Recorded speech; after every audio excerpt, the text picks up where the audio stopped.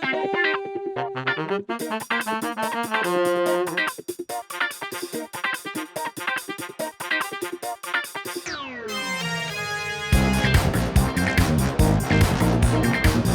you, Sid Halen, for your rendition of our theme, and welcome to episode 22 of the Champagne Comedy Podcast, where we talk about the best Australian comedy show from the 90s ever made, The Late Show, and other D-Generation comedy tidbits. My name is Matt, and joining this podcast today is Alison, Daniel, Kim, Prue, and Tony.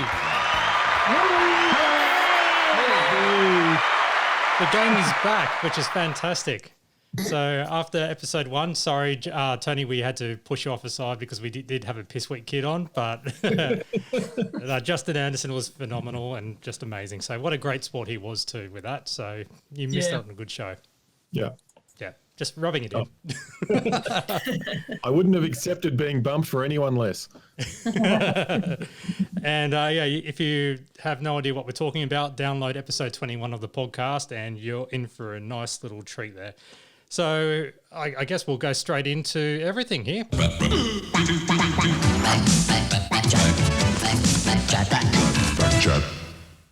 Now, it's not really feedback, it's just news. So we've decided to release our own little podcast merch, I guess, trying to flog around little quotes and everything else to avoid any other certain issues. And if it's mainly to raise money so we can buy a really cool prize. And I'll tell you what the prize that I will love to buy and for the entire podcast, and that is the box set of Bluey. So if we... Amazing. Oh, I love that little dog. No, the other Bluey. Yeah, this podcast... The large-ass Bluey. Yes. And since this podcast, we do this out of our own love, passion and care, and anything that we do, buy or whatever, comes out of our own pocket. And all we want to do is use that money from our Redbubble store, which the link will be in the podcast description and also on the Champagne Comedy website.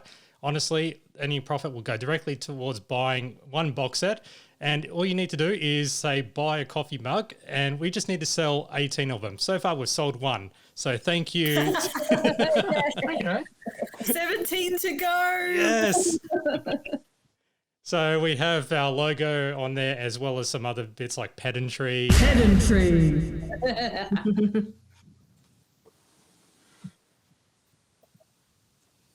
Well, what I was hoping is maybe if when you put the mug down it says pedantry.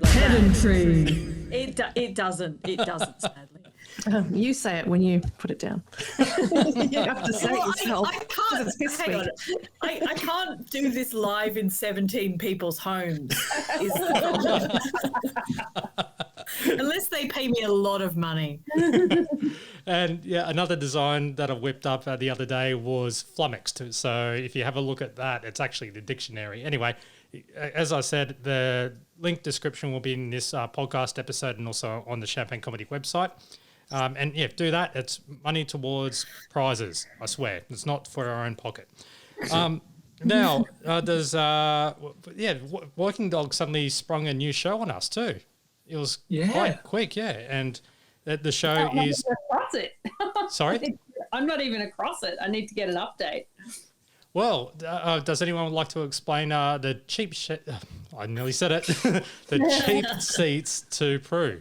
It's essentially, it seems like it's sort of like a bonus episode of Have You Been Paying Attention? Like it's been marketed as a companion to the main show, really. And it does seem to be full of all these sort of news jokes that they maybe didn't have time for on Have You Been Paying Attention? Wow. And who's in the cast? It's hosted by Melanie Bracewell, who's moved over from New Zealand, and Tim Blackwell, who've both been panellists on HIPPA. Oh, HIPPA. All the cool kids are calling it HIPPA. The way that I see it is that, towards the end of Have You Been Paying Attention, where they show a clip of a news grab or anything like that, and as a big laugh to kind of seal it up, wrap it up the show. It's like a montage of that, just quick fire bits, media watch with bloopers. Oh, wow. Yeah, and it goes for an hour, and so far at the time of this podcast, one episode was broadcast, and I watched it. I found it hilarious. They also, towards the end of the the end of the show, they also have a couple of different segments. So they had sport with Titus O'Reilly as the sort of contributor to that. I forget the name of the person that does the entertainment. I think she's on Nova. And they also did a cross to Natasha Exelby, who's in Tokyo covering the Olympics for 10. Well, I'll have to tear myself away from season 3 of Rosemary and Thyme to watch it. I'm in deep lockdown viewing. Oh, so you're not going through your When I'm alone with all your box set? Yeah. The Cheap Seats at the moment is on Tuesday nights at 9 o'clock, and you can also catch up on it on Template. So there you go. There's a free plug. And also, the same as Have You Been Paying Attention, you can get it as an audio podcast. And yeah, similar to Have You Been Paying Attention, most of it works. There's a few visual things that you miss out on, but if you just want to listen to it, it's available on podcast. It's a bit hard to find because there's quite a lot of podcasts named The Cheap Seats. Really? But if you do a search for The Cheap Seats and 10 Speaks, you'll hopefully be able to find it. And speaking of podcasts, it was talked about on the Media Week podcast with James Manning and a friend of the show, Andrew Mercado, although James wasn't quite sure what the title of the show was. Something I perhaps should have mentioned when we were talking about 10 a minute ago was the new series, The Cheap Sheets. It's like a companion piece, if you like to. Have you been paying attention? Did you manage to catch any of that? Is it the cheap sheets or the cheap seats? Seats. Did I say? What did I say? You said sheets. Oh, yeah, no, it's cheap. It's Seats. cheap seats. The Kmart thread count. I think James Manning needs a cheat sheet for The Cheap Seats. Oh, I was just going to say, I managed to obtain a copy of The Cheap Seats. For those of you who are not in Australia and don't have access to 10 Play, there are ways to obtain these programs if you wish to watch them. I'll just say that. I had a look at it, and You were VHS. yeah, that's right. Someone sent me a VHS in the post. That's Nice. exactly how I got it. Yeah. So I was watching it and I thought, hang on, isn't that the desk from the panel that they've just slightly they've changed the way people sit at it? Now, am I alone in this? Is it the panel desk or not? Oh, can you are show the screen? so Have you got a close. video? You are so close, Alison. It is a desk we've seen before, but not from the panel, although it was from, I suppose you could call it a version of the panel. I reckon I've seen that desk before in a show called This Week Live, which was the Roving Enterprises Token Artists agency version of the panel that was done in 2013, I think it was. Had Michelle Laurie, Tom Gleeson, Tommy Little, and yeah, like having a look at some of the footage of This Week Live, which there is on the internet, funnily enough. I'm pretty sure that's the desk. Oh, so it's not the previous Champagne Comedy Podcast guest Dana Litch's show This Week in Shorts, the one that really didn't make it to air? No. So, surprisingly, This Week Live did make it to air for 13 episodes, and was quite maligned at the time, which is kind of weird because, yeah, really, I mean, the cheap Seats and This Week Live were pretty similar, really. Probably a bit more scripted stuff in This Week Live. Oh, see, from what I remember of This Week Live, it was Australia's favourite panellists sitting down to have a nice little waffle for however long it went, and occasionally someone would say something amusing. Like it was panel chat. It wasn't sort of the rapid fire jokes that Yeah. got the Cheap Seats. Yeah, And right. from what I remember, I mean, I think I watched most of it, which is a bit of a stain on my character. And I simply recall that it just kind of faded away. It was one of those shows that they sort of realised people weren't getting behind, and it kept going, but their heart wasn't in it. The only thing I remember This Week Live being famous for, maybe infamous for now, is sort of bringing out the character of Tom Gleeson, because he had a segment on that called I Hate You, Change My Mind, which sort of morphed into Hard Chats on the weekly and then morphed into Hard Quiz. So This Week Live was to blame for that Logie win, I think, ultimately. And we actually have one more thing during this recording as well. And I'm seriously going to take this even further, that only last night there was a certain international sports carnival going on. And they had a certain commentator on it, a very popular one by the name of Bruce McAvaney. Now, and bam, Twitter's gone nuts with, actually tagging us in it at TLS Champagne on Twitter about Bruce McAvaney and all his quotes from Rob Sid, could go on and on. And well, anyway, this is... Well, so many. I mean, you've got Kathy Watts in the cycling, Gary Newon, the pursuit team. They were magnificent. I could go on, and I will. Hayley Lewis, Nicole Livingston, Susie O'Neill. Gee, they put in some good performances. Now... Oh, gee.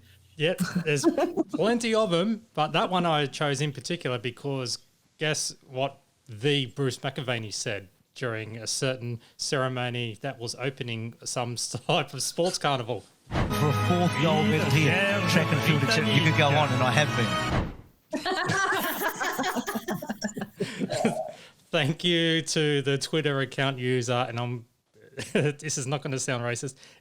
Twitter account user Ethnic ETHNICK _. Well, the Brisbane Olympic win, that brought up a lot of memories for people winning when we won Sydney. So I think this whole year of us looking at the Late Show is going to be quite surreal, like a Twilight Zone. Oh, how popular it was, and had to pay homage to the cup of tea and toast guy as well as the bus trip to Barrel.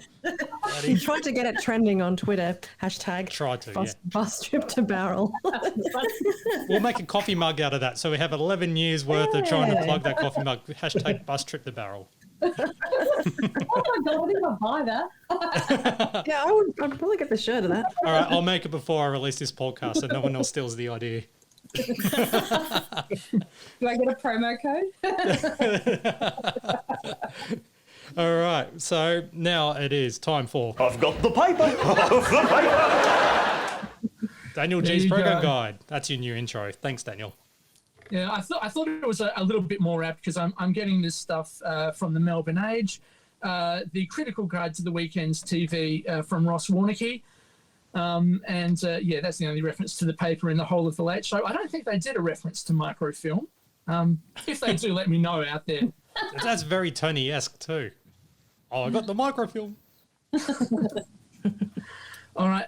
Now, just an update to last week. I said to last episode, rather. Last episode, I said that I couldn't find any information about who was scheduled to go on Hey Hey It's Saturday. But I received a reply on Twitter. Hey, Daniel G, brackets program guide. Hey Hey It's Saturday on June the 5th, 1993 had Hunters and Collectors, Joe Bailey, Steady Eddie, Margaret Ehrlich, and Def Rhyme. And that was from a Matt Fulton on Twitter. That's what you're going to say. Care to explain how you came across this information, Matt? What's all that about? Yeah. Well, I did have a paid subscription to HeyHey.tv, which has the entire catalogue of Hey Hey It's Saturday. Yeah, it's not a bad thing, I think. I mean, not all of the show is bad. Some of it is a product of its time, but there's some of it which sounds really good. I wouldn't have minded watching a bit of Margaret Ehrlich or Def Rhyme, I think. Well, if you didn't have anything in your program guide coming up for Hey Hey, I actually got a list of what was on tonight's episode as well. Okay. This is good because, again, both the Sydney Morning Herald and the Age Guides didn't have any information about who was on. So who was scheduled to appear on Hey Hey, Matt? I've got a decent list here. They did cram a lot in the 1.5 hours it went to air, not including commercials. You have Boom Crush Opera. You have Red Hot and Rhonda, Rod Birchmore. The Far Gone Beauties. Even they were good. Country band, yeah. Remember they were on Stairways to Heaven. Yes, I think they were, yeah. As well as Magnificent Seven cast member Debbie Byrne. Yeah. And also Houseboat horror musician Brian Mannix. Doing one of his knockout super hits, I'm sure. Yeah. Plus also the Blackburn High School Band. The brass band, yeah. Also, wrestler Demolition Smash.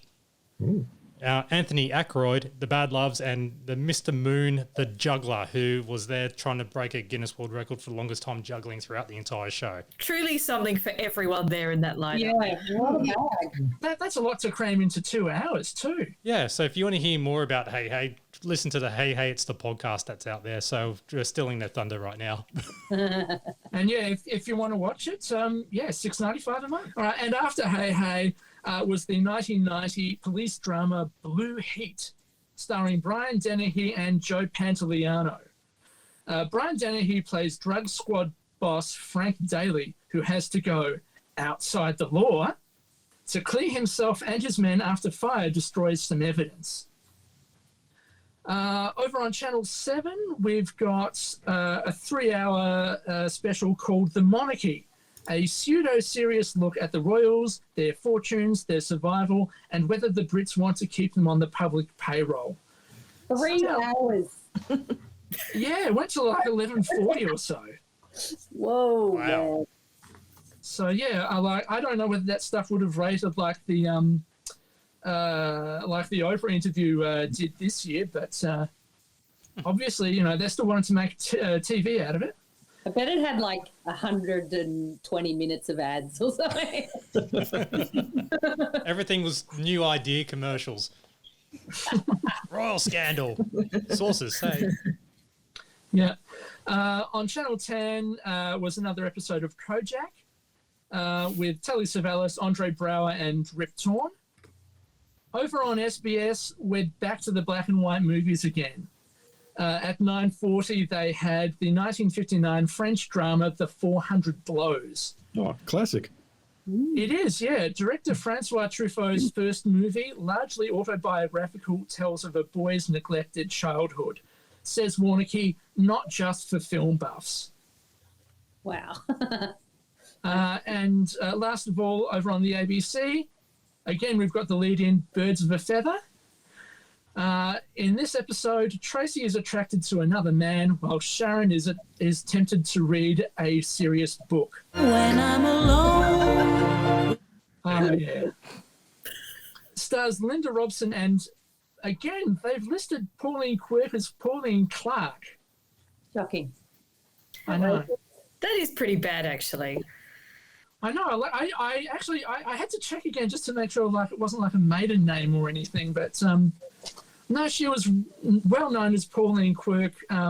Well before Birds of a Feather came on. The listing for The Late Show just lists it as a live topical sketch comedy show with the DGen. And after The Late Show, at 11 p.m, you've got the 1993 Women's Volleyball Grand Prix.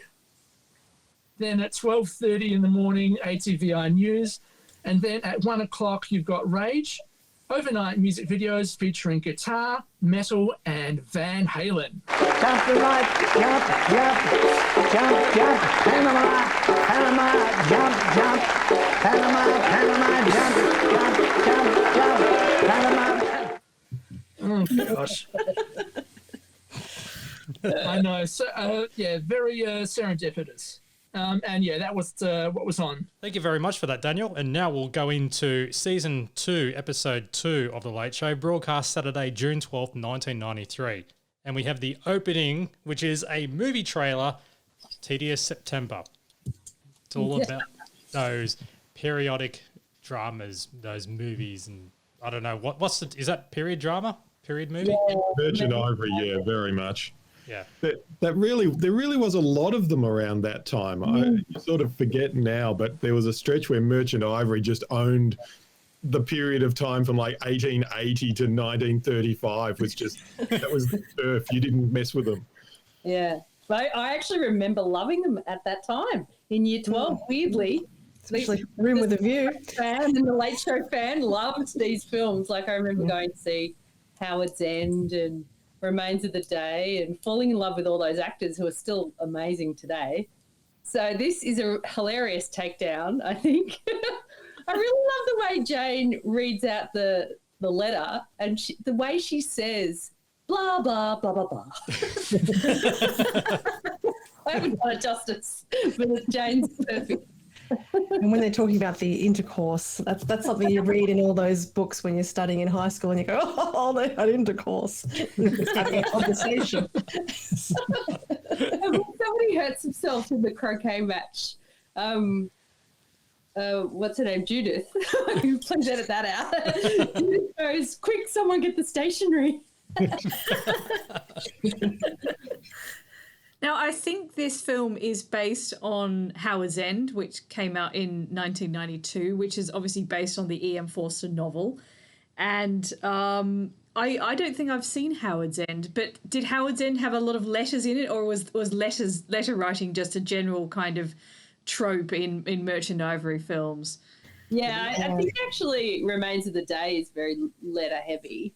Yeah, that's true. But Howard's End, probably. Okay. Well, they were all based on those novels that were literally people writing letters to each other. So, I mean, when you're turning them into a movie, you're sort of stuck because you're like, well, this only works if someone reads about it. Now we've got to show a movie where people are sitting around reading, and that's going to be really gripping viewing. Well, this tedious September was starring Helena Bonham Carter, Julia Sands, and Mr. Football Ted Whitten. In his first overseas acting role. Yeah.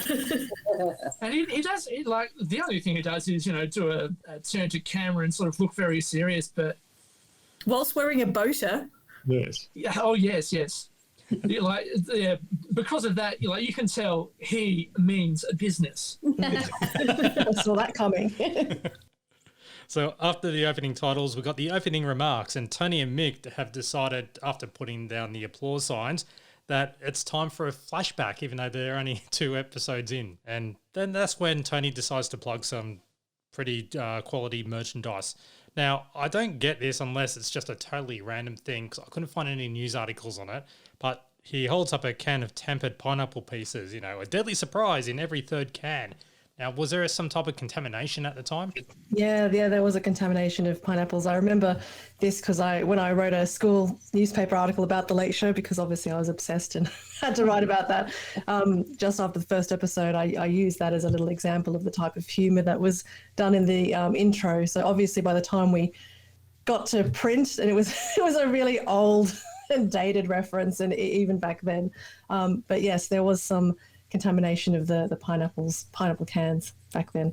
Dodgy food was really rife in 1992. I remember some kind of thing about people going on flights, in domestic flights, and they were given orange juice, and them being poisoned by the orange juice around that time. So yeah, there were a lot of things. But then recently there was that issue with the needles in strawberries, wasn't there? So, you're always going to get this stuff, unfortunately. Yeah, and you, and you, Alison, and possibly Daniel, you had your clear Adelaide tap water. Was that a surprise? Well, look, jokes about Adelaide tap water have been rife for many, many decades now. But the thing about Adelaide tap water is it is clear. It just doesn't taste very nice, So they're slightly wrong with that joke. But hey, we're Adelaide. We cop jokes from the eastern states. That's what we do. Yeah, we've been receiving a lot of jibing lately from Sydney and Melbourne, I think, now that we're all lockdown buddies.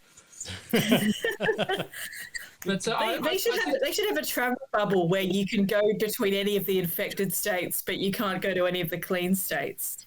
You might as well, if you're going to be dirty, you might as well do it together. Yeah. That's why they're clean, because nobody goes. maybe we should just build a wall along the Barassi line, I think. Yeah. I did like Mick's little throwaway line that clear gravy is easier to make than clear Adelaide tap water. And Mick was also right. There was this very weird fad in the early 90s for clear cola. I don't remember clear beer, which is what he said, but I remember especially, this would have been at the height of the Simpsons craze, that there was a Bart Simpson clear cola. Yeah, and then people didn't like it, rejected it. Well, Tab Clear had just started to seep into the market. They were trying to get it going, because I think in the commercial, it might have been Elle Macpherson plugging Tab Clear. trying to appeal to the Australian demographic. Could be wrong. Huh. Could be wrong. I didn't research that, but I just remember one of those ads. I suppose now wants to be reminded that it's basically just sugar dissolved in water. Without the colouring, yeah. They need some colouring to make it look like, well, maybe it's an orange or something like that. Remember those spritz drinks as well? That might have been a bit later on in the 90s. Yeah. Yeah. That was more of a kind of sophisticated adult type drink, wasn't it? Whereas Clear Cola was kind of a novelty for the kids. I don't know how to seg into this, but I'm just going to play it anyway. But of course, we'll all be selling a lot more stuff once Senator Cook gets back from those trade talks. Did you like that link, Mickey? Did you see the way it just... You are a magician, Tone. Totally seamless. There'll be people at home with the slow-mo on, breaking it down frame by frame. I don't You know couldn't how he see does the it. join, could you? But look... Too good. But look, Senator Cook... This is really live. It really is. And that's to go into the chat about Senator Cook and trade talks. There seemed to be a lot of trade talks around that time for some reason.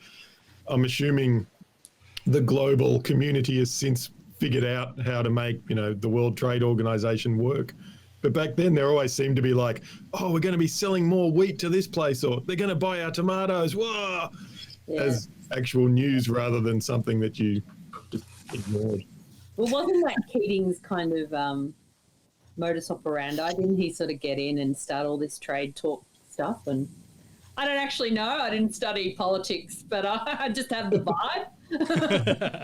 Well, there was a vibe back then. It was sort of a thing that was a big deal for Australia, that we could sell our stuff overseas, whereas now it's just sort of taken for granted that they'll buy our iron ore and the rest of the stuff gets chucked overboard. Nick was saying that the US think they were the Fonz, talking about wheat sales, how they were left untouched. So, yay, wheat sales. And Tony tries to explain the traditional market, really, Australia's traditional market, which just went Which over. happens to be one below. Isn't it this whole gag is a bit daggy, isn't it? It's like, oh, trade talks, here we go. But at least they save it with all the Fonzie and Happy Days references. Yeah. Hey. And there's a story about an Irish man being on a hunger strike on Parliament steps, and it only lasted a day because he looked at his watch and goes, it's Mac time. Tish. Because at the time, Maccas were trying to change their slogan. Or With the opening monologue, I kind of felt they always they need an extra ingredient. Like, you've got the news and they'll make some jokes, but you sort of need that one, like, third element to really lift a late show monologue. And they just sort of seem to be grabbing for stuff, but they never quite got a hold of anything. Might have been a slow news day. Well, yeah, I mean, they're not great stories. Well, for me, the third element is what Tony and Mick are wearing, because Tony's wearing a bit of late show merch, a T-shirt, and, well, Mick, 3 words, skivvies are back. It is clearly a skivvy with some sort of an emblem on the left breast pocket. Yeah, it was a far cry from last episode where they had, the silk shirts and they looked a little bit more snazzy. Now it's just like, oh, Mick, get out of bed. You're going to do a FaceTime meeting now. Those pants Mick's got on are not a good look. And now it's over to the news desk with Tommy G. You know how they had the footage of the woman, the Adelaide pensioner? Yeah. Oh, the Ray Martin tickets. Oh, yeah. I enjoyed that one. I like that too. Just to explain, it's a bit of news footage of an old woman who's sort of kissing these sort of bits of paper, which are obviously some sort of photos, and then there's sort of a shot from the other side, which shows that they're tickets to Ray Martin's midday show. Yeah. I wonder who she took. Oh, yeah. Again, I'm pretty sure they said Adelaide pensioner, and I thought they did. Yes, the wait is finally over. Be a pensioner from Adelaide. Yeah, but also the woman, this pensioner from Adelaide, she would have had to fly over to Sydney to go and see the show. Yeah, like, where's their airline ticket? I think it's just that perennial light tickle that we get being in Adelaide, I think. Yeah, there's not enough to do, that kind of vibe. To be fair, it's kind of accurate. We're a small little town, really, Adelaide. Now, there's a bit of debate over the Mabo case, and Keating finally gets agreement from the state premiers over 1 point, and that's a classic Kennett's a dickhead thing. So, And that's the only joke they make out of the serious news story. and you know what? It still stands to this day, the fact that anything that he says, it still comes and rehashes, especially on Twitter. So everything old is new again. Oh, look, it's an eternal truth. Yeah, really.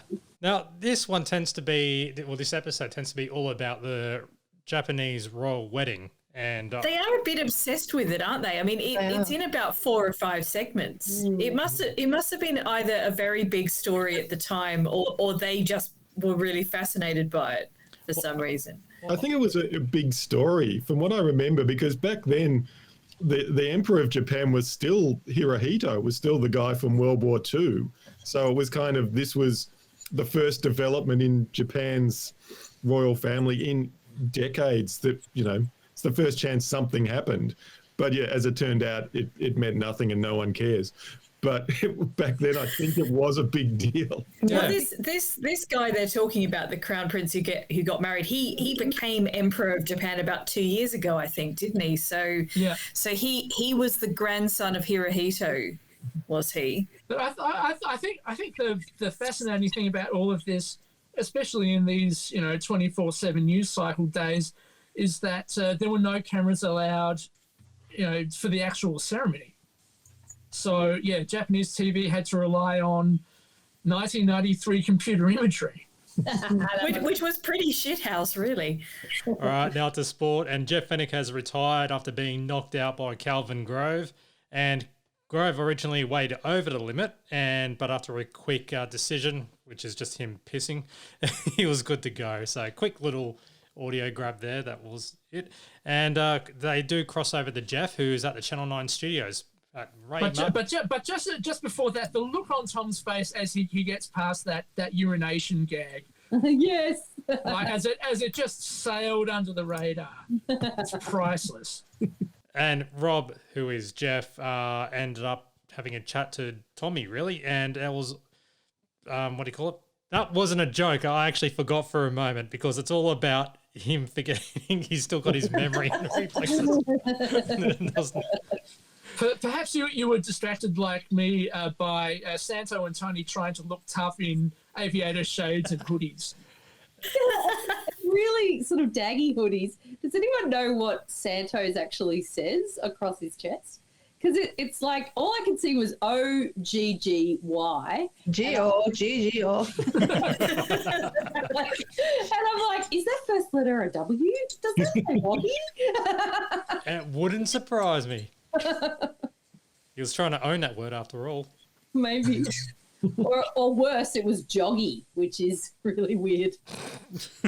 This next gag from Tommy, I mean, there's really not much to it. It's basically him showing Mike Gatting getting bowled by the last ball of the 4th day of the Ashes test. And basically just showing from very far away a very obvious 4-letter word which he yells out. And basically turning it into a competition. What did the English star say? Was it gosh and bother, rats, or gee, I'm annoyed with myself? I love that line. Because it is quite obvious that he yells out fuck really loud and really passionately. And it's called Mike Gatting Goes Fuck. Now, also, like just after that, there's footage of Merv Hughes taking the stumps, and I don't know if you noticed, but there was a bit of signage behind them that said Manchester 2000, the British Olympic bid. Yeah. Yes. I remember that because it was as failed as Melbourne's Olympic bid. Does anyone remember that? We tried to get it. I remember the Melbourne Olympic bid in the 90s, as well as there was an Adelaide Commonwealth Games bid in 1998. But actually, Manchester got the Commonwealth Games, I think, was it 2002? Yeah, it was 2002. They had the Commonwealth Games. Yeah, I actually went to the Manchester Games. I had some freebie tickets, so it's probably the only time I ever watched sport. I watched some velodrome and some ping pong. And it then goes into, it's essentially, I think this might be the second stump cam joke for the entire series. Yeah, from basically showing what goes on in the locker rooms. Was Stumpcam relatively new at the time? Like, it seems to be a fascination. I think it was. It was funny in the locker room with Mick Malloy's impression of Alan Border. So he's basically on his knees doing this really angry, where the hell's McDermott?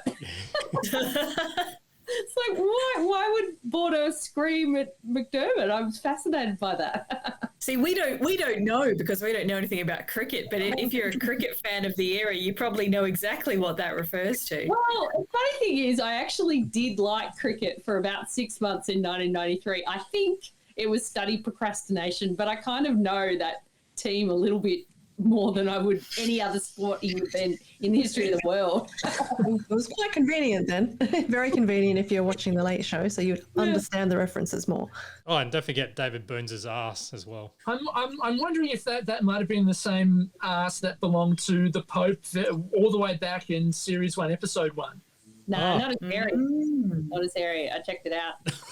I like that Prue has in lockdown. Prue has been doing a side-by-side comparison of the two asses.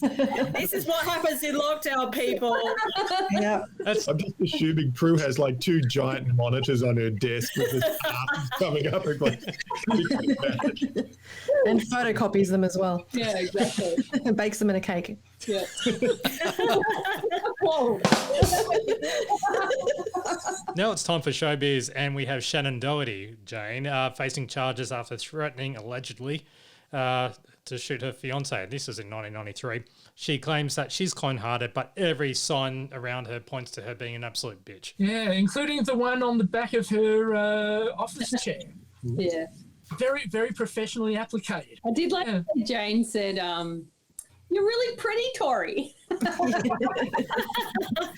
And yeah, getting to say lines like, so I'm strong-willed and independent. I'm a great role model for young women, straight after shooting her makeup guy for using an oil-based something or other. Oil-based foundation. See, I don't use oil-based foundation. I don't know if you can tell on the webcam. Here's a pre-recorded sketch which has Mick Malloy being the telephone prankster. Now, this is at the time where, at the very beginning of it was at the start of 1993, and then now it's come to fruition when The Late Show is on, that Optus was going to go head-to-head with Telstra. Telecom. Jeez. Oh, it took me a while to break that telecom vibe and calling it Telstra, and now I've gone back straight into it. Anyway, I'll let Mick explain. I can ring a client in Uruguay and say, hi, is your refrigerator running? Yes. Well, you better go and catch it then. That's what it's all about. What other phone company allows you to do that? So he's supporting Telecom, saying that they're the best telephone communications provider in order to do his prank phone calls. And this is just a series of ongoing Telecom versus Optus commercials. Yeah, it was a really big thing at the time. I can't remember many of the ads, but going through the microfilm recently, going for the program guides, Telecom and Optus were doing a lot of full page ads, trying to say why they were the company to choose for your phone needs. We're to the couch now, and Jason Judith were assigned to look after the Japanese royal couple newlyweds, and it all went wrong. So you just end up seeing footage of Jason Judith taking him out on the town in a very typical Aussie way. Yeah. I don't know about everyone else, but I found this whole thing pretty dodgy. But it does have some really authentic footage of a 90s pub scene. So yeah.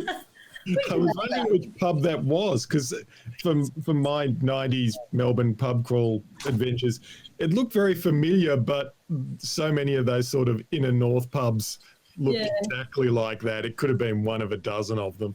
Yeah, it was pretty good. I don't know, in what's the word? Representation of a mosh pit. Yeah. It's a little bit hard to achieve. Now, I've got to ask, is Bentley RSL any significant location, or is it just because it's an RSL club that they take them to and that's the joke, and it's not Bentley? That was the RSL club of Bruce Ruxton. So he was. It all falls into place. My name is Bruce destruction. And I'll say just what I think. So, you know, I mean, the thing that I didn't like about this sketch is that it's just a little bit too offensive. Like, there's a couple of things like that where it's like, here, go and have some racist shit in your face. And also, there's even other stuff like getting the tattoo. Like, that's really a no-no in Japanese culture. So it's kind of a little bit, I don't know.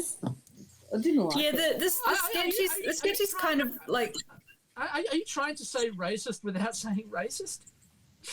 Yeah, I feel like it is. Because I do tend to agree. It does seem to start out like that before the night sort of gets a bit more debaucherous, let's say. It was interesting, I thought, watching it, because this is the first time I've seen the second series in ages and ages. And it really sort of struck me that having Judith on board and sort of being a second season, they were kind of trying to broaden things out a little bit from what they used to do. Well, not used to do, because it's still the meat and potatoes. But there's sort of very much a D-Gen style of humour that we all know and recognise. And then sort of in this season, it was like occasionally they would try stuff that was a little bit outside of the comfort zone, and it didn't always come off. This sketch reminded me quite a lot of Mr. Jolly Lived Next Door, you know, the comic strip film. So you've basically got Rick Mayall and Adrian Edmondson and their job. They're sort of these dodgy kind of businessmen, and they're asked to take out a Japanese businessman.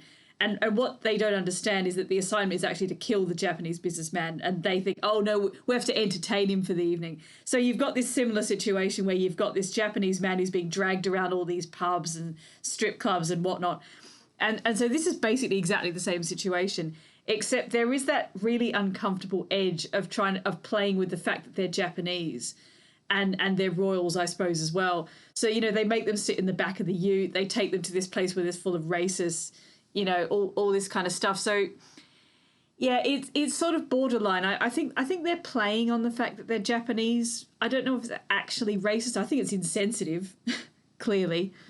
But yeah, it just seems like something that they probably thought, oh, here's a story in the news and let's improvise a sketch around it. And this was the best they could come up with in the sort of 6 days or whatever that they had. So it's sort of, it'd be nice if it was a bit more polished, a bit more thoughtful, you know? And there was a weird sort of focus on Japan in Western culture around that time. I always think of that terrible, is it Sean Connery movie Rising Sun?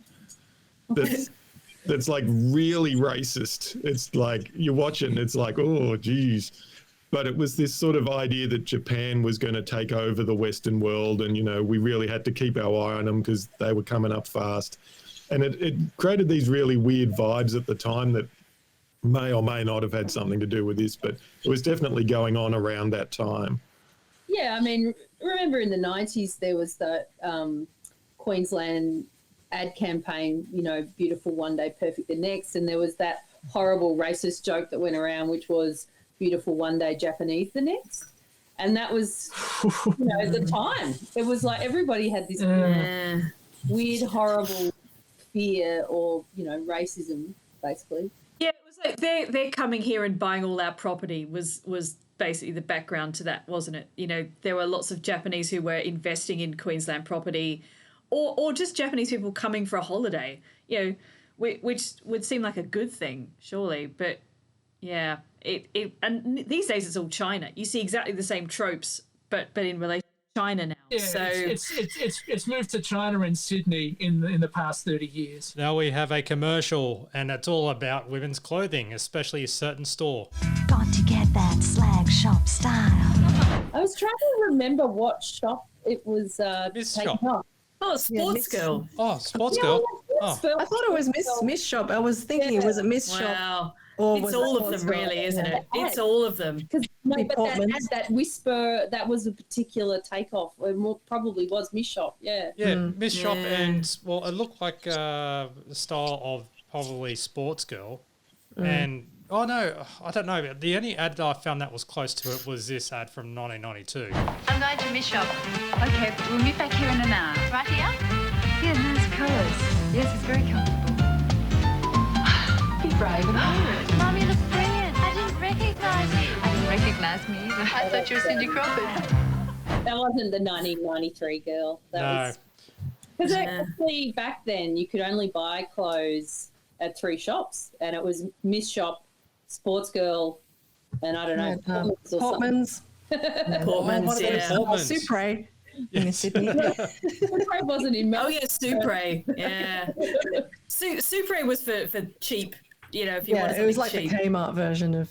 Yeah. But I can't remember which one was sort of that tart sort of clothing, because definitely Sports Girl at that time was really baggy. Everything was super baggy jeans. Old Sports Girl in 92, 93 was all ruffles at the front. You see the shirts that Judith and Jane are wearing, they're all Sports Girl type puffy sleeves. And, I definitely had a but puffy also shirt. leggings as well. Really, really super tight leggings on the bottom and these fluffy shirts on top. Basically pirate clothes.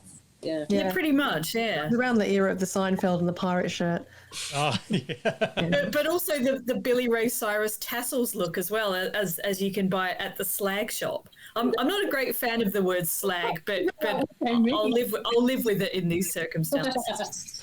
It's quite a good parody of those ads. Oh, this is Jace trying to do his own thing, I guess, of what's all that about, or things Wogs will never do. But he is saying, I got a similar vibe to that as well. So I'm glad you noticed.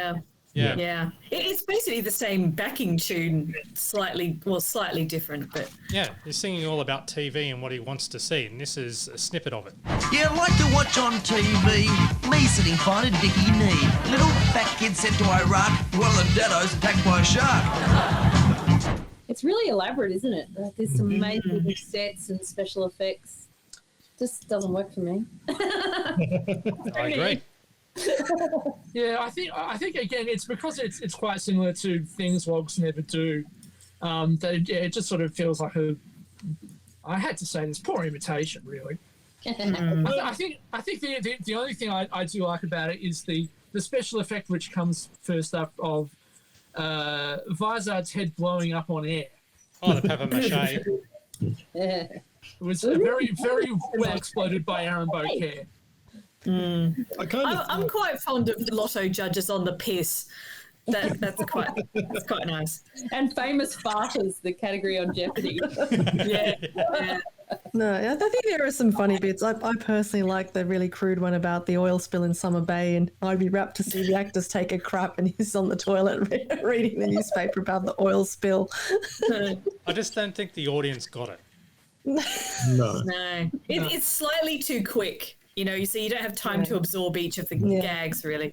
I think it kind of, you needed somebody with a bit more of an established comedy persona doing it in a way.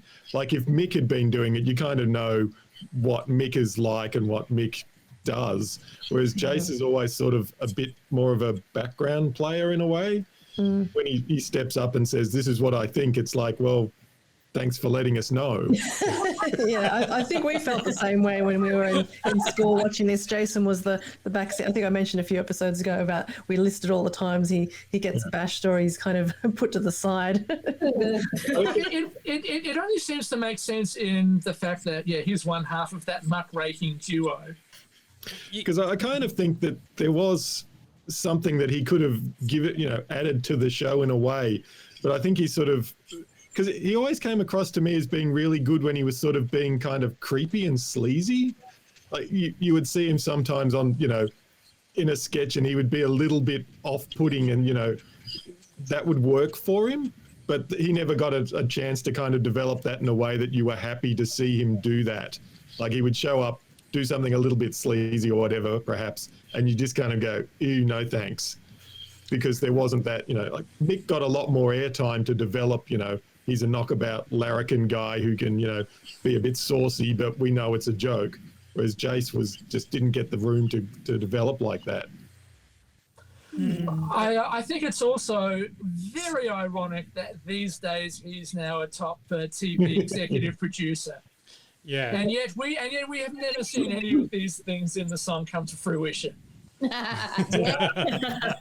had your chance, Jason. You had your chance. Yeah. Yeah, give us Ian Hewitson cooking in the nude, Jace. Come on. We love Jace. Jace is just not he's not appreciated enough. Jace is great. I always like, whenever he turns up, oh, what's going to happen? But yeah, it's just sort of, I guess when you've got 9 people on a show, you can't give everyone, 10 minutes to do their own thing each week. Consider this the #1 We Love Jace fan club. Especially if you come on the show.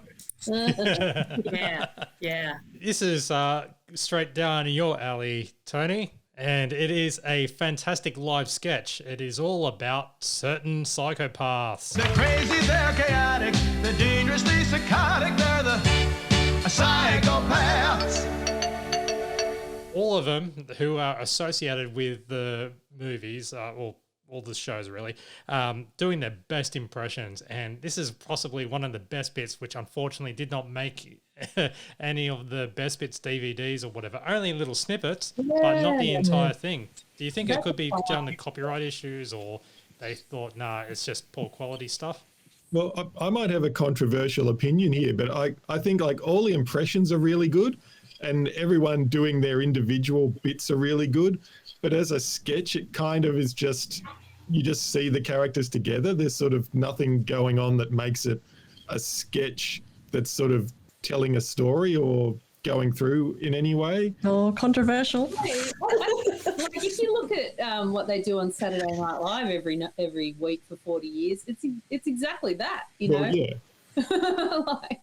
But you're saying that about SNL, though, aren't you, Tony? Which would probably be my opinion. SNL does often feel like a bunch of monologues done side by side in a way. But anyway. Oh, yeah. Look, and I think as well for the Late Show at this stage, they can totally get away with this sort of thing.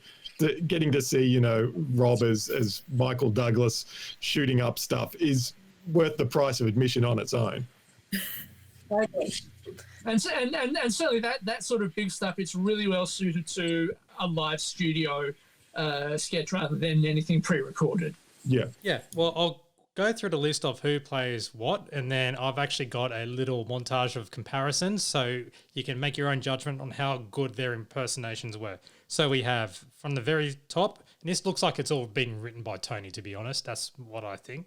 You have Tony as Travis Bickle, which is Robert De Niro, Taxi Driver. Rob as Bill Foster, Michael Douglas, Falling Down. Mick as Frank Booth, Dennis Hopper, Blue Velvet. Michael Hirsch as Hannibal Lecter, Anthony Hopkins, Silence of the Lambs. Jason as Edward Scissorhands, Johnny Depp, Edward Scissorhands. Santo as Jack Torrance, Jack Nicholson, The Shining. And Shirty as himself. Are you talking to me? Huh? Are you talking to me? I'm the only one here, so you must be talking to me, right? You talking to me? You talking to me? Well, I'm the only one here. Who the fuck do you think you're talking to? Where's my lunch? I don't want dinner! I want lunch! I don't want lunch. I want breakfast. Don't you look at me! Don't you look at me, fuck! Little pigs, let me come in! Little pigs, let me come in. Oh, it's so creepy. I couldn't tell the difference. I have to say that I thought Tony's Robert De Niro was a little bit later on in De Niro's career. It's like if you watch Taxi Driver, he seems a lot younger than the sort of face pulling, it's more of a Goodfellas De Niro that Tony's doing.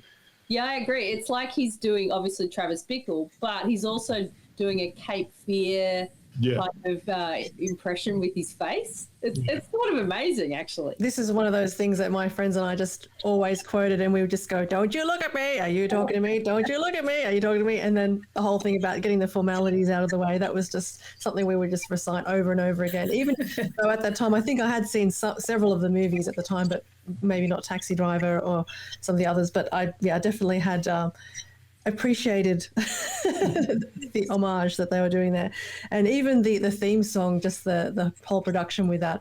I actually, back when I created the first Champagne Comedy website on the GeoCities page back in 1996, I had I actually recorded that off the video and put that as a little theme song that you could download, which was a WAV file with 400K. I remember this because we only had 1 megabytes of storage on GeoCities, so it took up 40% of my space. So you can enjoy the theme song.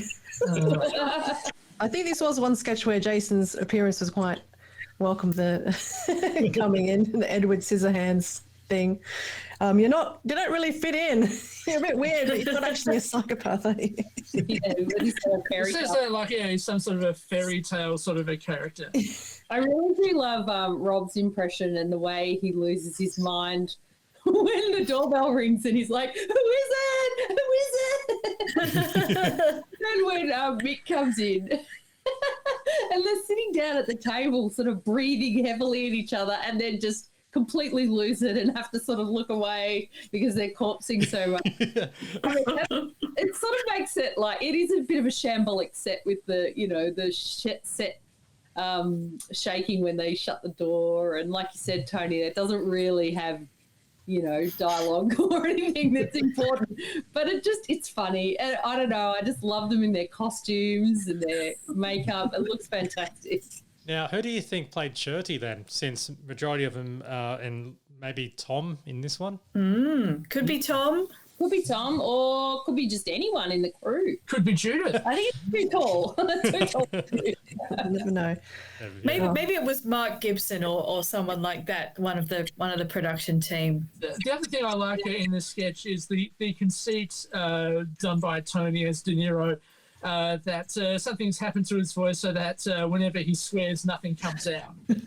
Oh, so good that, because if you tried to do that, if you tried to speak and then mime one word in the middle of a sentence, it's impossible for me. I like the bit where Sanjo's going, "Little pig, let me come in. Do you want next door 22B?" And he just kind of nods happily and goes off. Which implies that there's another dinner party of psychopaths in the next flat.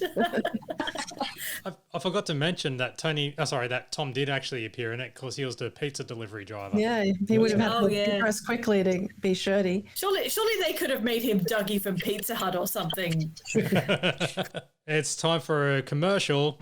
Your business deserves the very best in communications, and AMC, Australian Mobile Communications, announced the digital solution. Victoria's #1 Optus dealership offers connection to the new Optus digital network, as well as a complete range of mobile phones, accessories, and rentals. Yeah, I could play it on and on, but that was a little teaser that I had released earlier, and there was a combination of two things, talking about Optus and also Pete Smith, which is later on in the episode. So I dovetailed both, two things. Nicely done. Now, this is all about the Telecom versus Optus prank phone call comparison costs. These were based on legit ads. And I would be remiss to all Santo fans out there to not mention the loveliest Santo smile you'll ever see. Agreed. Yes, very sweet. I must admit, I don't remember the real ads that this parody was based on, but I would say that it's probably a faithful sort of reproduction. Yeah. No, Mick on Telecom and Santo on Optus, side by side, saying this, doing the same phone calls, and they're all the usual prank call tropes. Asking for a huge ass, pretending to be a doctor with bad dire test results. Ringing up a pizza place and ordering 25 large capricciosos under the name Elvis Presley. And of course the classic Mr. Wong wrong number joke. And basically finding out that you could have saved yourself $110 or so if you were with Optus instead of Telecom. It's quite an interesting reminder that Optus used to be competitive. He used to. The evil horrors that overcharge. Well, we have couch time now, and Jane and Tom discuss the Royal Japanese wedding. There we go again. There's another Royal Japanese wedding, whatever you want to call it. But this time they were talking about why, there was no cameras allowed during the actual ceremony. And so they claimed that they had exclusive footage, and it was all about the 1960s TV series, The Samurai. The only good thing to come from this, from my point of view, is if the futon's rocking, don't bother knocking. Yeah. Yeah, which is sort of couched as telegrams at the reception.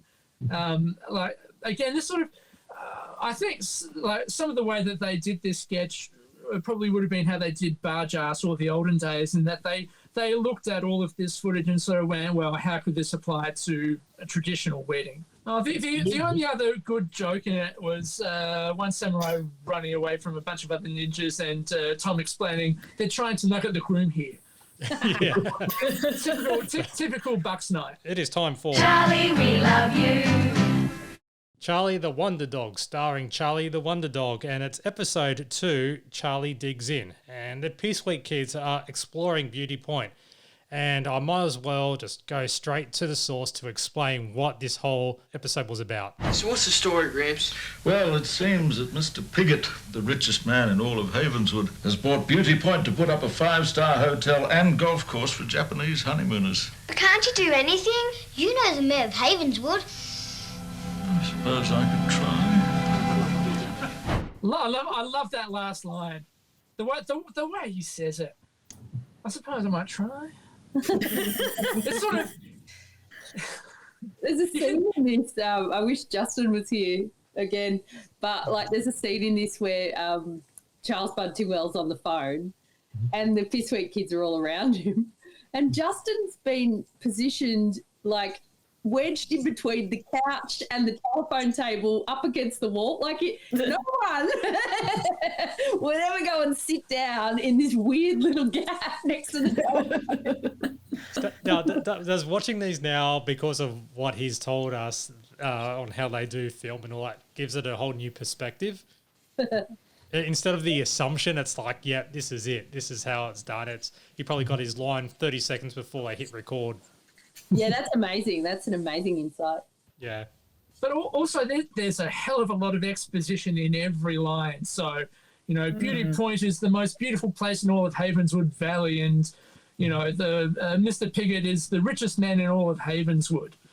Also, the reference to Japanese honeymoon is, do we think that's a subtle thing? That's another Japanese royal wedding reference? I well, have they no idea. would have filmed. Well, surely they would have filmed this sketch, well before anyone had heard of this wedding. So, I think maybe it's either coincidence or they thought, oh, we've got this reference to Japanese honeymoons, we'll put it in this episode where we're talking about the Japanese wedding. But my favourite sort of joke line, which has a lot of exposition in it, is the reference to the annual speedboat accident in Lake Poor Visibility, which is such a cumbersome line to say. And when you've got a child saying it who can't really remember the line, they just sort of stutter it out, and it makes it even funnier, which is just brilliant. But you notice that when they were trying to get favours, Charlie has rescued every single person. Yeah. Yeah, saved everyone's life. Yeah, like especially when they cut to the construction site, the whole building area, and they just use archival footage or stock footage of things being blown up, especially the atomic bomb. Yeah, bit over the top. Yeah. Well, when I was watching this, I was actually quite tense because I was like, how are they going to wrap it up? There's so much story in this, and there can't be more than like 30 seconds. And then the owner just drives up and says, I've had a gutful, and drives off. And yeah, you can stick Beauty Point, you can stick the dog, I'm off, that's the end of it. Constantly throwing his hat into the ground. Yes. Yeah, wasn't it after each line? You can stick Beauty Point. They ran out of time when they were writing the script. They just had to end it quickly. That acting was amazing, that guy. Yep, and after Charlie saves the day... Yay! Nice work, Charlie! They get the lesson off the episode that you can't always, take these things into your own hands all the time. Even though it gets results. Yeah. Charlie's in a hard hat. Yes. And he's nodding. He's nodding, and there's a reference to that later on, isn't there, in the next segment? Yeah, where they go into the Commercial Crime Stoppers, a loose version of it, so it really wasn't official. Because they're all on the couch, and Mick and Santo are just totally relaxed, and they're describing advertising standards or Broadcast Services Act, really. But Mick does explain that it doesn't affect the ABC as much. Yeah, they do end up showing 2 commercials, one being Haynes, the James Blundell one, Oh, no one's going to sing the jingle? I don't remember it. No. Just wait till we get I it. couldn't do it justice. No, all right. But James Blundell, wait until we get a Hanes on you. Oh, yeah. Such a crap. Well, this was slightly controversial, the Hanes ad, because Hanes was, I think, an American underwear manufacturer, and this was a bit controversial because obviously any proper Australian male would be wearing the homegrown Bonds brand as their underwear. So this was a bit, we don't want these Americans coming in. But then this ad was a bit controversial for the reason they explain. So it's quite interesting to remember that. I do remember the Hanes white T-shirt being the it item, along with a pair of 501 Levi's. I just need to put that in there.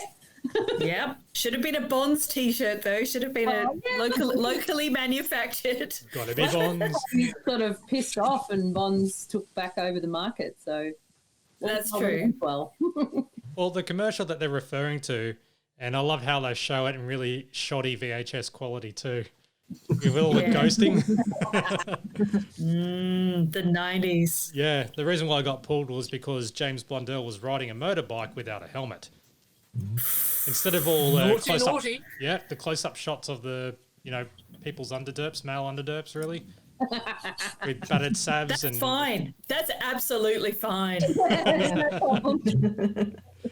And the other commercial was their old favourite, their old mate Ken Bruce. And while it was his cliche, typical Madonna baby, what are you doing type thing, wearing all the bondage S&M type thing, running through the warehouse, it got pulled because of the thing that happens right at the end of the commercial that happens unintentionally. Yeah, but I like when they ask Judith, so why do you think this one was banned? And she's gone, it's got to be because the men have more hair on their backs than on their head.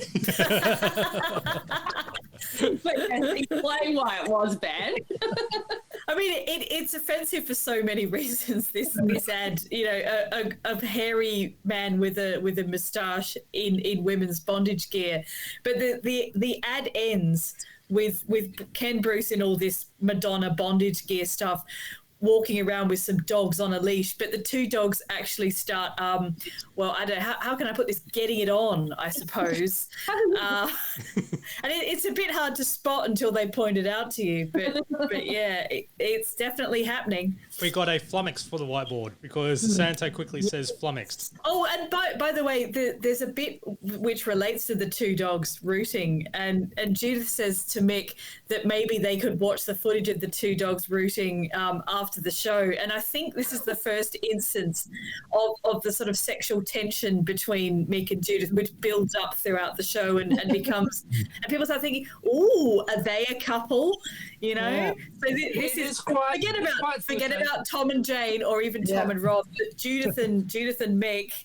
This is what series 2 is all about: is the sexual tension between those two. Well, there's a bit where like they're talking about it, and Mick makes a comment, and Judith just goes, "I'm only human."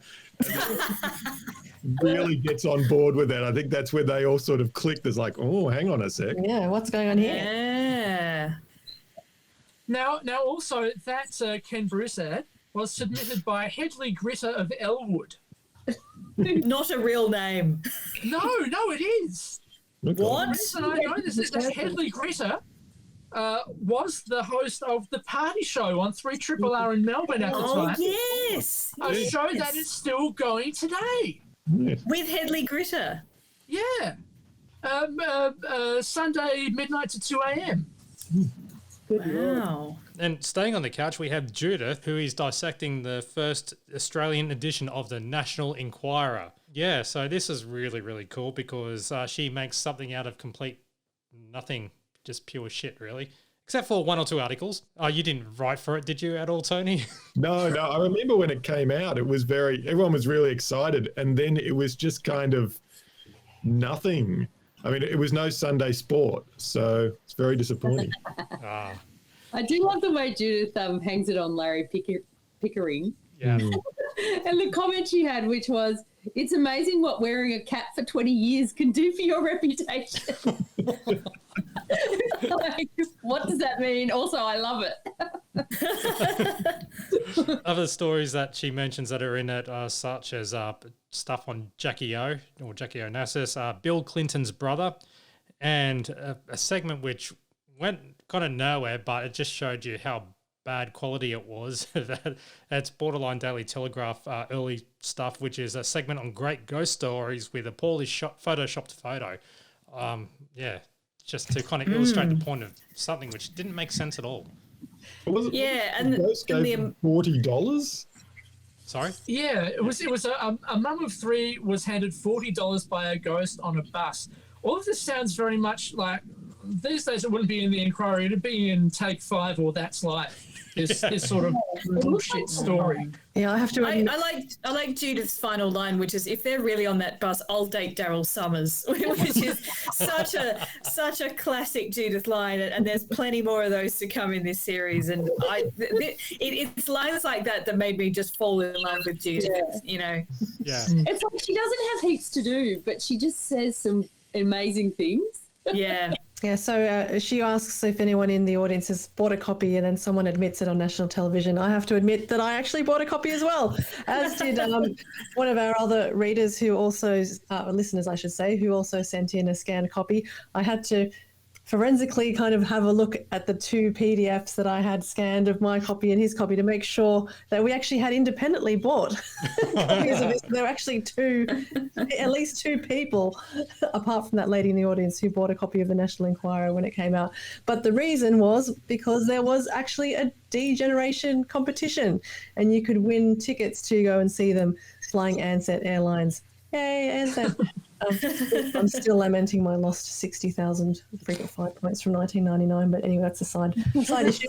But, I'm a fellow traveller there, Kim. My frequent flyer points were lost as well. So you know, come back, Ansett, give me my frequent flyer points back.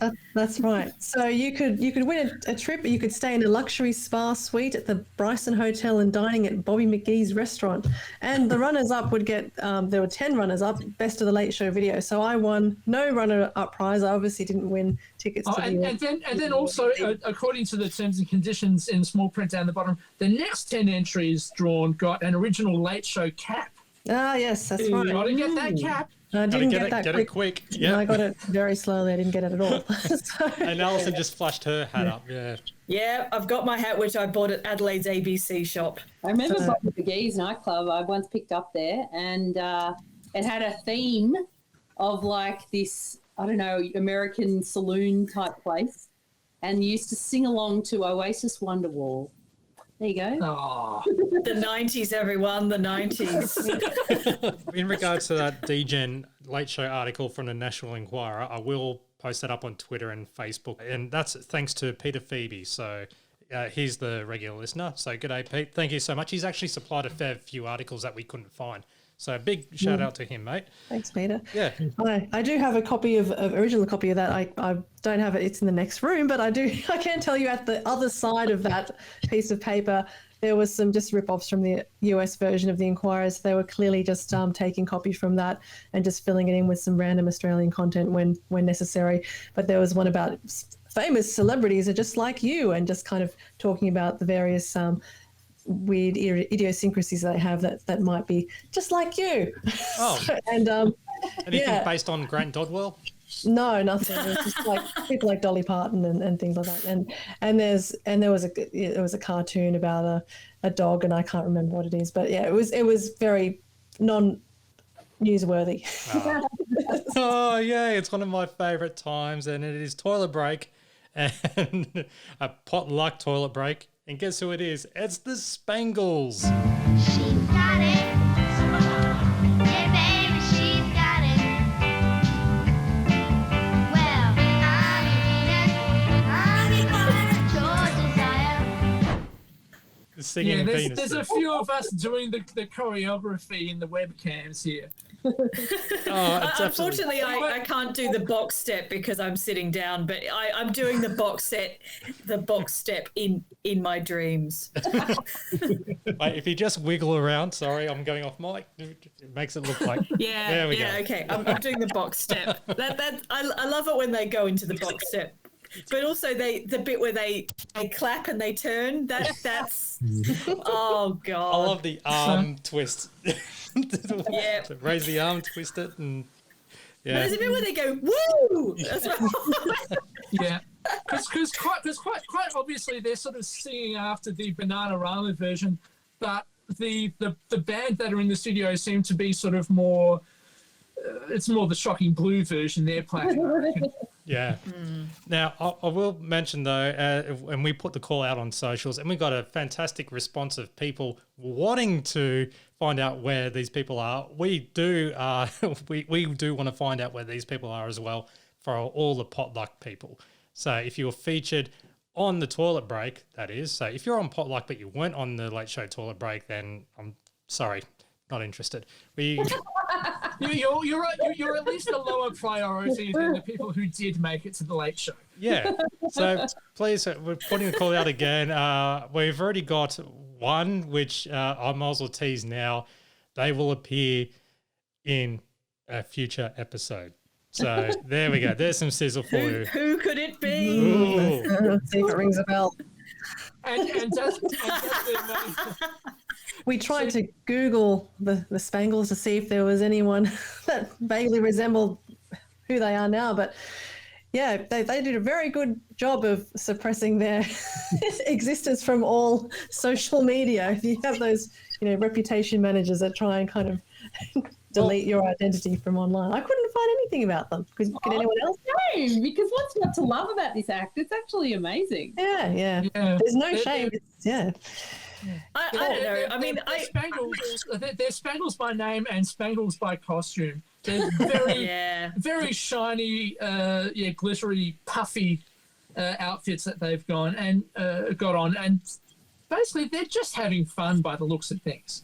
100%. It's two kids. What are they, about 10 years old, roughly? I suppose these two girls, and they were doing their best, I suppose, but. Part of me did want Red Simons to come on with his gong and just get rid of them because they weren't great. And I'm sure Bernard King has got some interesting things to say about them. I'm not at all sure that the material's appropriate for two dear little girls, but I couldn't understand the lyric of the song, so it probably doesn't matter very much. Will you promise me that you won't listen to your friends when they say you're wonderful? The one way to improve as a promising entertainer is to never believe your family or your friends, because they'll say you're wonderful and they're lying. Kindly dedicate the next 10 or 12 years of your life to dance class. Go to ballet. You will learn so much more. Everything is beautiful at the ballet. Very ill-prepared work, young ladies, 20. Yeah, very ill-prepared work, young ladies, 20. Perfect. Oh, he was so mean. I don't know. I think he was kind of right. We'll add to those things too that when you hear those Bernard grabs and there's audience laughter in it, that's Late Show audience laughter and not actually potluck. When you actually see those things, there's no laughter in the actual footage. No, because people are being flayed alive. Yeah. So for those following along at home, that puts the Spangles at first place on the leaderboard with 20 points, with David Tye coming in in second place with 15 points for his John Farnham / Michael Jackson impression. Oh my God. And what does the winner of the TLS Champagne podcast potluck edition win? Are they going to get a Bluey box set as well? Do we have to sell another 17 mugs on top of the original 17? Please buy a mug. We really need it. Like, honestly, so we need to sell 34 mugs or something in order to get David Tye a box set of Bluey. Honestly, the money will go directly to those things. So if we end up getting more than one box set, if we save up, get enough profit for two, I will buy 2 box sets, and then I will kill the sales. So those things will become limited edition too. All right, so it's all for that. Oh, there's a good incentive. Limited edition. Limited edition, yeah. Limited edition bus trip to Barrel t-shirt. But yeah, I just thought I'd keep track of the points as we go along. Thank you. Along series 2. Excellent. Who will win? Now it is time for a newish segment, which I think they were just doing to fill some time, and that is the late mail. And Tommy G and the crew are on the news desk, but I'll let Tommy G introduce every single person on there. Professor Sitch, good to be here, Tom. clinical psychologist Kennedy, Good evening. Nurse Lucy, Oh, I'm just a nurse. and long-term work care recipient Chalaro. That is just a racist taunt. It is. It is. So they did have viewer fan mail or letters at least. I'm guessing a lot of these were quite real, but I wouldn't be surprised if some are fakes. We know further down the track there are a few fakies. Yeah, but when you see the graphic of each of the letters, they're all written exactly the same handwriting on the same sort of paper. So I think they're all fakes. Yeah, I thought they were fakes at the time. Okay, well, one of them, they did write in saying one wanted to know about why they kept making fun of Bert Newton's head because of the size of it, and then there was a bit of a shoddy setup of Bert's head setting up with a what do you call it? Not animatronic, hydraulic to keep his head up. Well, let's leave him alone. Yeah, we love Bert. And what also happened to the dogs with wobbly heads? So I guess this one was purely set up just for that one joke, so which kind of went nowhere. But it did lead into Santo's joke with the Jeff Fennick punch doll. Oh no! Come on! The Gareth Evans joke is good. The Gareth Evans wobbly heads, which is obviously a callback to series 1. Yeah. Oh no, actually no. Gareth Evans was in the previous episode, wasn't he? Yeah. Yeah, he was in, Yeah. but mainly the head wobble was across 2 things. Yeah, 2 seasons. But yeah, the Jeff Fennick blow-up doll is sort of the only joke out of this segment which makes it to the best of DVDs. It's quite interesting then what happens. So, like, first of all, Rob's mic fails. So when he starts talking, he's off mic, and it's quite weird. And also, you notice that the camera is way up in the gallery or whatever, like it's way up high. To fit them all in frame. Yeah, and you go, oh, this is weird. But it's, of course, a setup. What happens, but just before the big reveal, I like the bit where Tommy G is doing, oh, tell us about your lighting. And he's going, oh, so here's some lighting and this is some gels. And then he's waiting for the gels to change. And he's like, so we have white. That was quite funny. Why do people's eyes come out red on flash photos and set up to I guess it's a cute little joke. That was a great joke because I used to work in one of those photo labs. So I was just going, I remember that. So You remember using the nail polish? Yeah. We went around the back to do that. We couldn't let the public see, but yeah. No, the backs of those places were full of chemicals that were super toxic. So when I'm dead in a few years, you'll know why. But yeah. The other joke was in regards to what you said earlier, Prue, with the lighting effects. And as they were going through all the different colours and strobes and stuff like that, then they came to the reflecting mirror ball and ended up being revealed as Andrew Denton's jacket, with Andrew Denton hanging like a tea bag coming from the ceiling. He was an extraordinarily good sport about it, but he was saying, I didn't want to do this. I didn't want Elle McFeast to do that show. Referring to Live and Sweaty. Basically, Elle took over Live and Sweaty in 93, where I think it was both of them in 92. And yeah, basically begging that he wants to be back on television and thanks for the break. Well, was it Elle McFeast who did the interviewed Chopper Reed and the show went off a cliff 2 minutes after? Yeah, live on TV and he's drunk. Yeah, that was more mid to late 90s though, that. But also after Live and Sweaty, after he left it, Andrew Denton went on and did some more of those documentaries, didn't he? Like the kids' cancer one and different others. And then that sort of segued into him getting the show on Channel 7, Denton. Well, not just that, he also did... In 94. Yeah, and he did Triple M Breakfast as well in Sydney. Yeah, yeah. And we have a commercial now, another Telecom versus Optus, but this time it's obscene call comparison costs. Now, yeah, this is a bit uncomfortable, isn't it? this is like a step too far from the Yes. Well, Prue, were you like me and it's like, oh my God. Yeah. I have no memory of watching Mick and Santo basically do an orgasm on TV. You don't remember this? I'm like, how can you not remember this? This is the only grab that I could really get from it, which I found still obscene, but probably the cleanest out of all of it. I want to see your titties.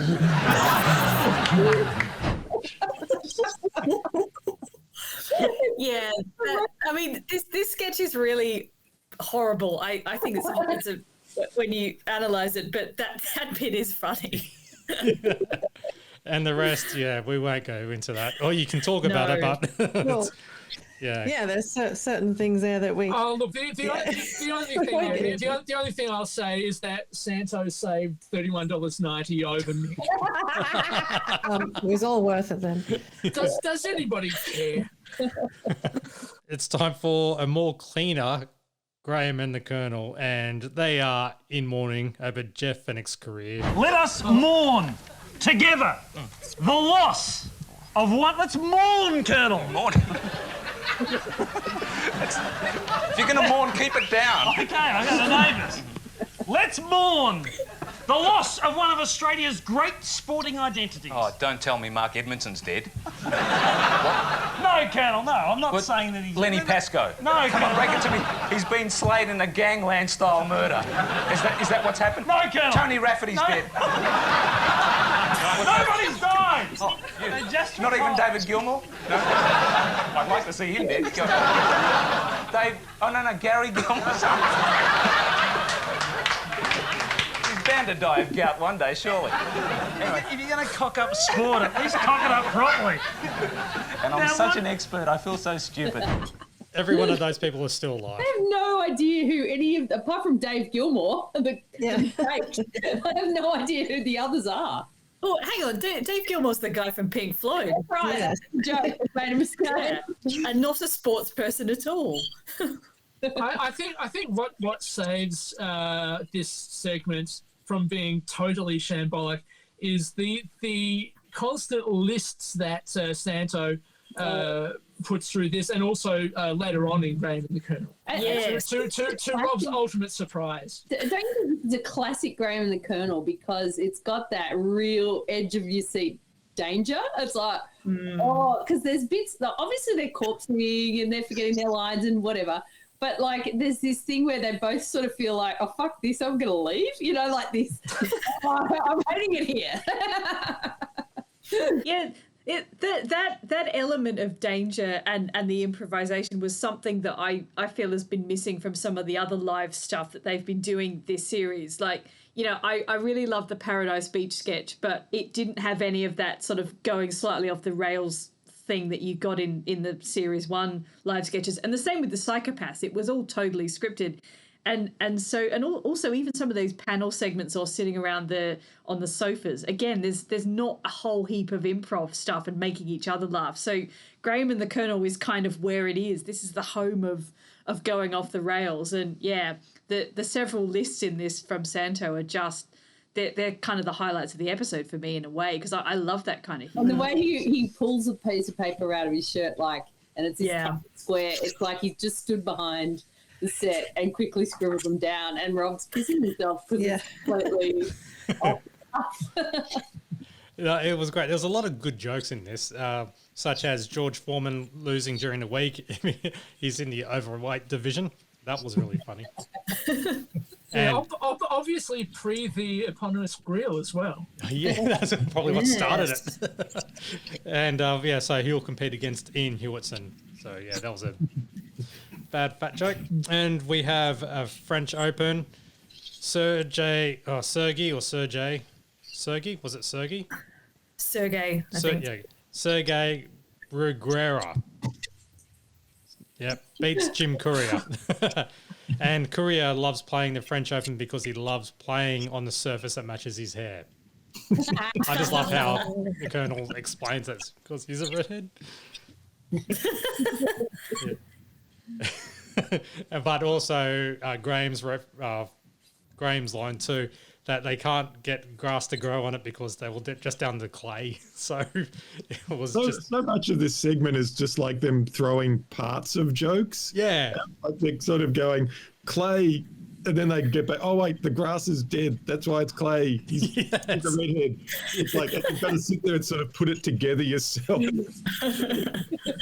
But when they get to the Roland Garros Stadium, and I'm sorry if I said that wrong, I really apologise for that, because it's in the French Open, they could have named it Pepe Le Pew, all the specs. And that's where they just started rattling off all French puns and names. The list is great because it's got loads of people who aren't French, and I'm not just talking about Plastic Bertrand, who was Belgium. You know, we get to Andre the Giant. That's my favourite one. Danny LaRue, who's a British performer. Two-Face Turtle as well. And get Gabrielle Gatte, which is Australia's own. Yes, Madame Curie, of course, is referenced. Yeah. Pepe Le Pew, Jacques Cousteau. Anyone who sounds vaguely French basically gets listed in this until Rob can't really breathe anymore because he's laughing so much. The guy from Hello Hello. Yeah, the way Rob goes, no. But and then they make a reference back to the start of the show again with the pineapple, because the Colonel was going to take the little lieutenant to the Sunshine Coast to the big pineapple on the weekend, but he's afraid it'll be contaminated. Graham is tired. Oh, here's the last part of the Japanese royal wedding again, and this is where it throws back to his earlier joke. The photos have come out with red eyes. It's nice that they got to go to the wedding. I enjoyed the photo of them at the wedding. There's some nice sort of 1993 early photoshopping of Graham and the Colonel into the royal wedding photo. But it's great because it looks like a classic school team photo. Like sitting upright, neat. I did also just want to mention that Graham and the Colonel have brand new opening titles. I didn't pay attention to that. Wow. Well, you see, in the previous episode, they had used the titles that they'd used all of Series 1. But yeah, from episode 2, season 2 onwards, it's brand new. So we get things like a weightlifter failing to lift his weights, and like weird sports like what looks like a potato bagging race. And like there's quite a lot of footage of people falling down. There's like netballers stumbling. There's a horse falling over a jump. There's a skater and a skier all jumping. Along with, again, somebody with a big sack on his shoulder. Again, that might have been the potato race. I don't know how they would have gotten footage of this. It was some sort of weird potato bagging race. Again, you can see it in volume 2 of the best bits. Volume 3 of the best bits, rather. It's time for the closing. We've got the musical finale, and this is where Tony gets Mick to find a musical act to close up the show. And this time, it was meant to be Aerosmith, but... Pete Smith, Mr. Copyright. The very same. The guy on Channel 9 that says, tonight, the commish. That Pete Smith. That's the one, yeah. The sale of... That's one. I think he's brilliant doing this, actually. I really, really like it. He just goes for it. It's great. Oh, he does, yeah. Yeah, it's too good. Yeah, I really think he saves this end segment because, I mean, the one on the first week is such a sort of debacle that it's like you've really got to have something good for week 2 or people aren't going to stick around for, week 8 of this. Yeah. Well, as Tony said... Please help us, Pete Smith. You're our last hope. Or otherwise you're going to get something like this. Something like, yep. As Tony said, this episode, last episode with Sid Halen was the most confusing 4 minutes of television he thinks he's ever seen. The thing is, it was confusing. It has a shambolic charm to it, the Sid Halen one. But yeah, I really do enjoy the properly done musical finales, and this is a good example of that. Well, this is where they lead into what Pete Smith is singing, and that's an Aerosmith tune. Dude looks like a lady. Dude looks like a lady. One of the most Lady. iconic. Yeah. So gorgeous. But fast forward to the next year, 1994, and when the DJ and the Late Show are up for a Logie Award, guess what's played? And the winner is The Late Show, ABC.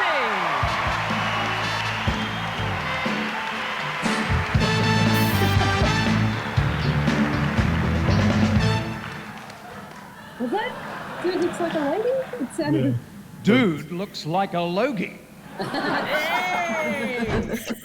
Remember they got shit for doing that? They did. If you watch the footage, it's on YouTube, but if you watch the footage when you got Santo, Rob, Jane, and you got Pete Smith down the front of how it was at the time. Don't know what theatre it was, I can't remember, but it's on Wikipedia.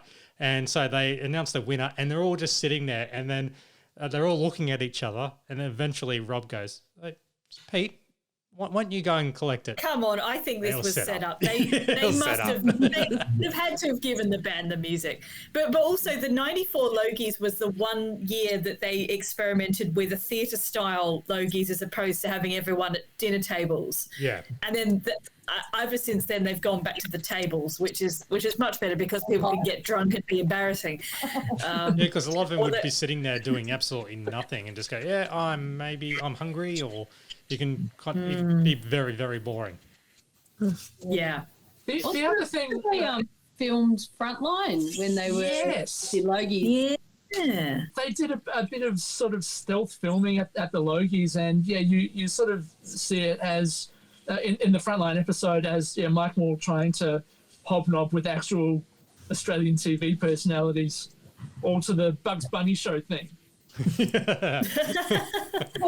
So there you go. Yeah, you're right, Alison. It was all set up from the very beginning, so for many, many layers. But good old Pete Swift. They did win 2 awards that night as well.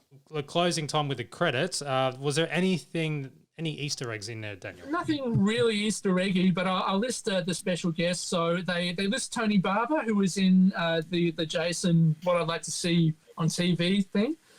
I don't think they photoshopped that famous farters thing into the Jeopardy footage. It does look like if you slow down the video, it does look like Tony is actually saying the words famous farters. Maybe you're saying famous fathers.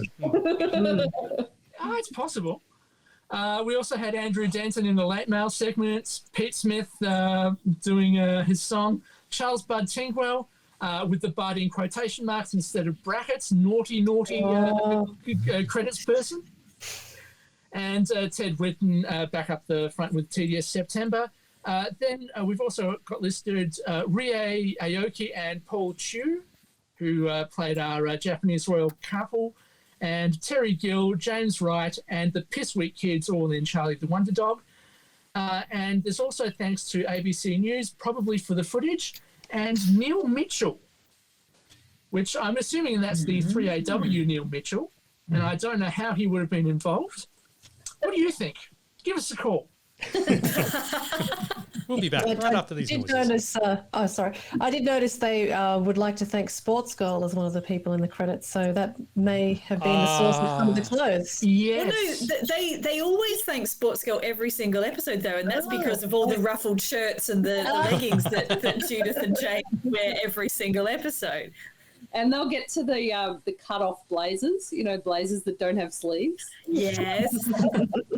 I remember those. Other than that, you have the very ending, which is the audience solicit. Andrew Denton in the same shot as Tony. They really are two different people. Oh, wow. Who knew? And he says, if despite all the available evidence, you'd still like to be part of the studio audience for the next late show, ring 524-2444 Monday after 10 o'clock, and you can get to see Rob Sitch personally blow some lines. So it's a magnificently backhanded, hilariously off the cuff comment. That's Andrew. I don't know if it was just me, but was anybody else surprised at how short Andrew Denton seemed at this? Was he a step lower than everyone else, or is he a short man? He's a short person. I've met him once or twice before, and yeah, he's far out. He's intelligent. He's really intelligent. I just had the impression, I don't know, I thought he would be taller. No. Everyone on TV is short. That's the weird thing about almost everyone on TV is pretty short. Well, that's Tony Martin and Sean McAuliffe, who are very tall. God, I wish I would have known how tall Bernard King was.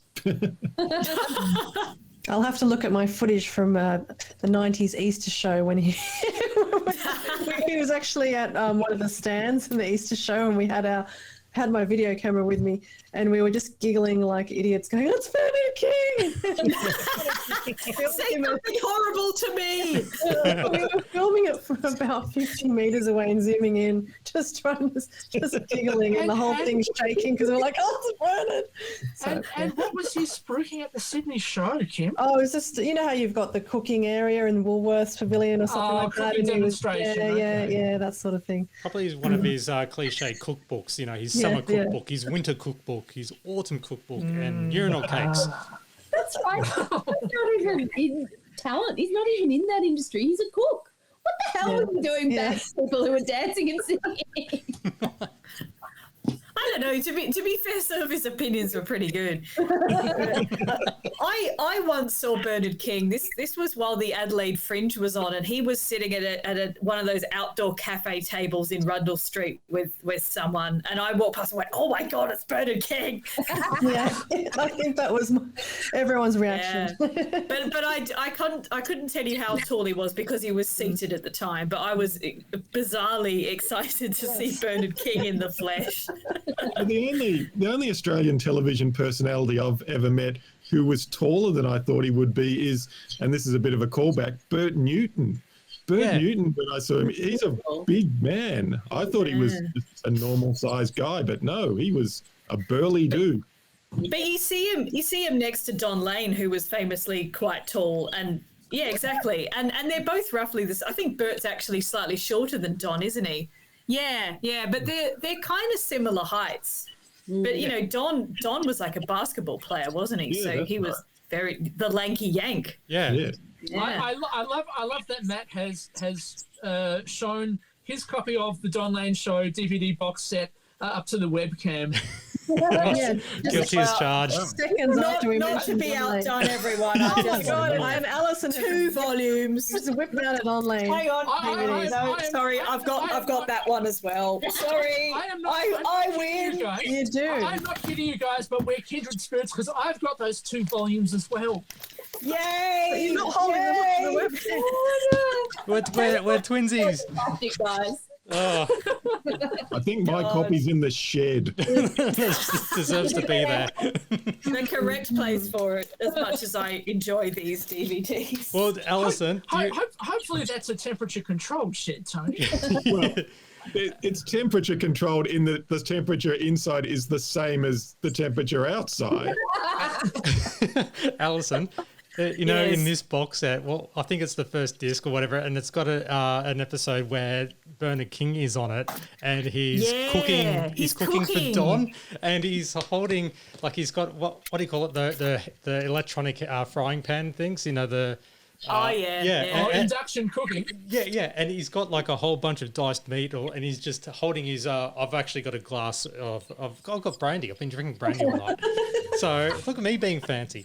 And he's doing that. He's like pretending to hold a glass, or he's holding a glass, and he's talking to Don. And he's like, "This is how you, entertain your guests," type thing to Don. And he's just like with the wooden spoon, just stirring up the meat and all that. And Don's just like trying to go on, and Bernard's going, "Oh, darling, this is how you present." He's just talking absolute shit, and it's friggin' gold. And then after that, he serves all this cooked meat on a platter, and then he goes, and he's just so flamboyant in the thing, and there's so many tongue-in-cheek gay jokes in it. So it's high quality viewing, and if you can get a copy of the Don Lane Show, which is completely out of print, it's gold. The Don Lane Show, just to completely go away from the Late Show, there's so many bizarre things in it. Like they have a butcher on, like some kind of butcher from somewhere in Melbourne. He's an Italian butcher, and he comes on and he talks about meat, and then they have him back repeatedly, so he becomes a regular on the program. They're obviously desperately trying to fill in air. So, here's a butcher. He's quite interesting. Yeah, and appealing to the Melbourne market. He comes on and he's cutting up meat live on television. Thinking, what the fuck is this? Well, I will say on the Best of the Don Lane Show DVD does have the degeneration, because that's like the summarising. So they do feature. There's our teeniest link. That's great. But one of these has got it's got like Stephen Fry and Emma Thompson doing their Cambridge University 1981 review, which did a tour of Australia in 82, I think it was. And so you see like Fry and Laurie and Emma Thompson and that before they're famous on the Don Lane show. It is so weird and amazing. Yeah. Oh my God, I need to see that. This is feeling quite off topic because we haven't finished the podcast. Oh yeah, yet. sorry. Let's get back into this. All right. So, Yeah. my apologies. I know everyone's. Sorry to bring it back on. No, trying to that's kill the fine. fun there. That's my fault. I am How so are sorry. we going to end this? I don't want to see this edited out though. This Don Lane. Bernard King and the cooking stuff. Yeah, spin-off Don Lane podcast. Particularly bonus. laughing at him on the video camera. Like, let's zoom in. Well, we're going to call it the Lakey Yankee podcast. Yeah. Yep. All right. God. So we might as well wrap up. Yeah. That was episode 22 of the Champagne Comedy Podcast, but that was also the end of season 2, episode 2 of The Late Show itself. Feel free to reach out to us on email, champagnelateshow@gmail.com, Twitter @TLSChampagne, the site champagnecomedy.com, and also make sure you click on the podcast link because you have all the previous episodes, all the archives, and the link to our Redbubble page where we need to sell coffee mugs so we can buy shit for you guys. So, yeah, and also search for the Champagne Comedy Podcast on Facebook. That's the group, and then just answer the 3 questions and you'll be let in. And, yeah, all this other stuff. So, goodness gracious, we are so over time. I apologise. So I just want to say thank you very much, Alison, Daniel, Kim, Prue, and Tony for coming back on again for a second episode. Yay. Yay. Pleasure to be here. Here's a little sizzle for you. Episode 3, we've actually got a few guests already locked in, so I'm going to give you some sizzle. The next episode with the guest will be someone who is associated with the Champagne Comedy website and may have something to do with certain episodes. Oh, yeah. Right. So thank you very much, everyone. And I'm Matt, and this is the end of the Champagne Comedy Podcast, finally. So thank you so much for listening. Catch you next time. See ya.